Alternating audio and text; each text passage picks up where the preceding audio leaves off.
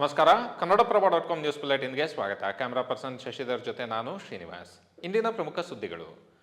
Karnataka budget ಬಗ್ಗೆ ಚರ್ಚೆಗಳು ನಡೆಯುತ್ತಿರುವ ಬೆನ್ನಲ್ಲೇ ರಾಜಕೀಯ ವಿಷಯಗಳಿಗೆ ಸಂಬಂಧಿಸಿದ ಚರ್ಚೆಗಳು ಆರಂಭವಾಗಿವೆ. ಸಿಎಂ ಬದಲಾವಣೆ ವಿಷಯವಾಗಿ ಕೇಳಿದ ಪ್ರಶ್ನೆಗೆ ಪ್ರತಿಕ್ರಿಯೆ ನೀಡಿರುವ ಸಿದ್ದರಾಮಯ್ಯ, ಹೈಕಮಾಂಡ್ ಅವಕಾಶ ಕೊಟ್ಟರೆ ಮತ್ತೆ 2 ಬಜೆಟ್ ಮಂಡನೆ ಮಾಡುತ್ತೇನೆ. ಅವರು ಮುಂದುವರಿಯಿರಿ ಎಂದರೆ ಮುಂದುವರಿಯುತ್ತೇನೆ. ಎಲ್ಲದೂ ಹೈಕಮಾಂಡ್ಗೆ ಬಿಟ್ಟ ವಿಚಾರ ಎಂದು ಹೇಳಿದ್ದಾರೆ. ನಾಯಕತ್ವ ಬದಲಾವಣೆ ವಿಚಾರವಾಗಿ ಪ್ರತಿಕ್ರಿಯಿಸಿದರು. ಯಾರೋ ಏನೋ ಹೇಳುತ್ತಾರೆ ಎಂಬುದು ನನಗೆ ಮುಖ್ಯ ಅಲ್ಲ. ನನಗೆ ಹೈಕಮಾಂಡ್ ತೀರ್ಮಾನವಷ್ಟೇ ಮುಖ್ಯ. ಹೈಕಮಾಂಡ್ ಬಗ್ಗೆ ನನಗೆ ಸಂಪೂರ್ಣ ವಿಶ್ವಾಸ ಇದೆ ಎಂದಿದ್ದಾರೆ. ಬಜೆಟ್ಗೆ ಸಾಲ ಮಾಡಿದ್ದನ್ನು ಸಮರ್ಥಿಸಿಕೊಂಡ ಸಿಎಂ, ಅಭಿವೃದ್ಧಿಗಾಗಿ ಸಾಲ ಮಾಡಬೇಕಾಗುತ್ತದೆ. ಹೀಗಾಗಿ ಸಾಲ ಮಾಡಿದ್ದೇನೆ. ರಾಜ್ಯದ ಮಿತಿಯ ಒಳಗಡೆ ಸಾಲ ಮಾಡಿದ್ದೇನೆ. ಸಾಲದಿಂದ ರಾಜ್ಯದ ಜನರಿಗೆ ಹೊರೆಯಾಗಿಲ್ಲ ಎಂದು ವಿಪಕ್ಷಗಳ ಟೀಕೆಗೆ ಉತ್ತರಿಸಿದ್ದಾರೆ.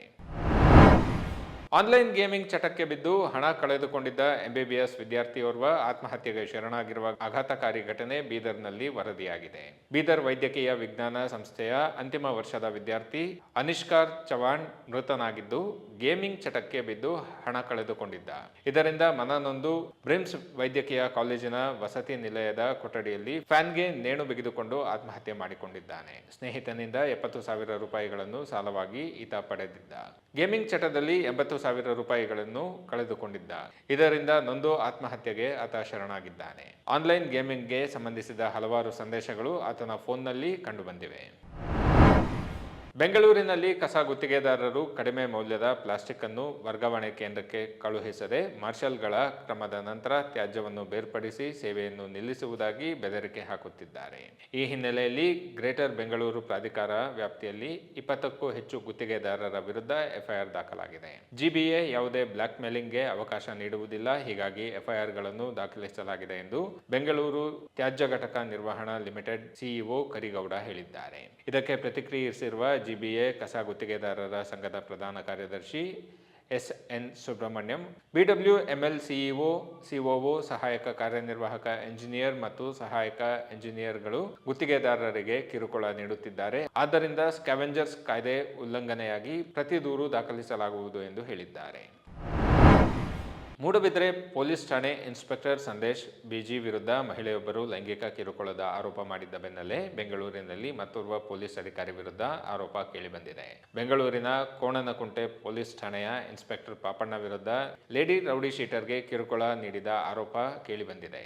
ತನ್ನನ್ನು ಪ್ರೀತಿಸುವಂತೆ ಇನ್ಸ್ಪೆಕ್ಟರ್ ಪಾಪಣ್ಣ ಮಹಿಳಾ ರೌಡಿ ಶೀಟರ್ ಯಶಸ್ವಿನಿ ಗೌಡ ಹಿಂದೆ ಬಿದ್ದಿದ್ದರು ಎನ್ನುವ ಆರೋಪ ಕೇಳಿಬಂದಿದೆ. ನಿತ್ಯ ವಾಟ್ಸಪ್ ಮೆಸೇಜ್ ಮತ್ತು ಕರೆ ಮಾಡಿ ಕಿರುಕುಳ ನೀಡುತ್ತಿದ್ದಾರೆ ಎಂದು ಮಹಿಳೆ ಆರೋಪಿಸಿದ್ದಾರೆ.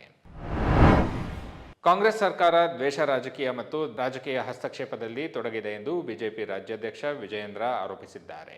ಮೈಸೂರಿನ KSOU ಆವರಣದಲ್ಲಿ ನಿಗದಿಯಾಗಿದ್ದ ಹಿಂದುತ್ವ ಸಿದ್ಧಾಂತವಾದಿ ದೀನದಯಾಳ್ ಉಪಾಧ್ಯಾಯ ಅವರ ತತ್ವಶಾಸ್ತ್ರದ ಕುರಿತಾದ ಸಮ್ಮೇಳನವನ್ನು ರದ್ದುಗೊಳಿಸುವ ಸರ್ಕಾರದ ನಿರ್ಧಾರವನ್ನು ಅವರು ಟೀಕಿಸಿದ್ದಾರೆ. ಈ ಕಾರ್ಯಕ್ರಮವನ್ನು ನಡೆಸಲು ಅವಕಾಶ ನೀಡಬೇಕು ಎಂದು ಉನ್ನತ ಶಿಕ್ಷಣ ಸಚಿವ MC ಸುಧಾಕರ್ ಅವರನ್ನು ವಿಜಯೇಂದ್ರ ಒತ್ತಾಯಿಸಿದರು. ಏಕಾತ್ಮ ಮಾನವ ದರ್ಶನ ಭಾರತ್ಸ್ ವರ್ಲ್ಡ್ ವ್ಯೂ ಅಂತಾರಾಷ್ಟ್ರೀಯ ಶೈಕ್ಷಣಿಕ ಸಮ್ಮೇಳನವನ್ನು ಕರ್ನಾಟಕ ರಾಜ್ಯ ಮುಕ್ತ ವಿಶ್ವವಿದ್ಯಾಲಯದಲ್ಲಿ ಡಾಕ್ಟರ್ ಶ್ಯಾಮಪ್ರಕಾಶ್ ಮುಖರ್ಜಿ ಸಂಶೋಧನಾ ಪ್ರತಿಷ್ಠಾನ ಆಯೋಜಿಸಬೇಕಿತ್ತು. ಕೇಂದ್ರ ಸಚಿವ ಧರ್ಮೇಂದ್ರ ಪ್ರಧಾನ್ ಈ ಕಾರ್ಯಕ್ರಮಕ್ಕೆ ಹಾಜರಾಗಬೇಕಿತ್ತು. ಈ ಮಧ್ಯೆ 3 ದಿನಗಳ ಉಪನ್ಯಾಸ ಸರಣಿಯನ್ನು ನಿಲ್ಲಿಸುವ ಸರ್ಕಾರದ ನಿರ್ಧಾರವನ್ನು ಮಂಗಳವಾರ ಕರ್ನಾಟಕ ಉನ್ನತ ಶಿಕ್ಷಣ ಸಚಿವ MC ಸುಧಾಕರ್ ಸಮರ್ಥಿಸಿಕೊಂಡಿದ್ದಾರೆ.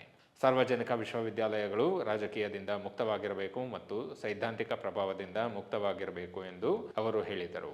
ಇವು ಇಂದಿನ ಪ್ರಮುಖ ಸುದ್ದಿಗಳು. ವಿವರವಾದ ಸುದ್ದಿಗಳಿಗಾಗಿ ಕನ್ನಡಪ್ರಭ.com ನೋಡಿ. ನಮಸ್ಕಾರ.